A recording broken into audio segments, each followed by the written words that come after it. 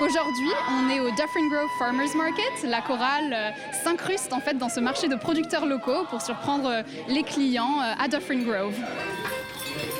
La chorale des Joyeux Ovins alpins a été créée en 2020 lors de la pandémie en fait, et c'est venu d'une envie de se rapprocher malgré le confinement, et le directeur artistique de Corpus, David Danzon, a décidé de lancer l'initiative d'un télégramme mouton et d'envoyer en fait une petite chorale de moutons chanter des chansons de Noël, faire un peu du porte-à-porte et recréer une connexion humaine durant le confinement.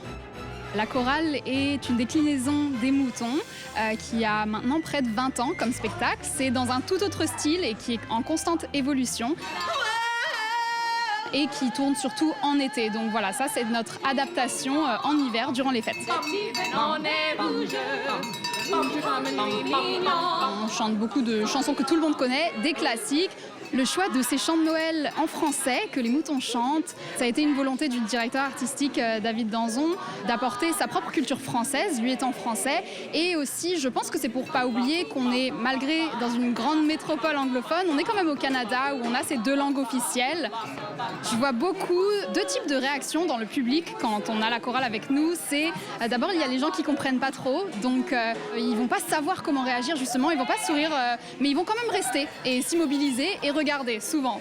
Et après, on a parfois un public plus réceptif qui va tout de suite être plongé dans la beauté du chant de Noël que chantent les moutons.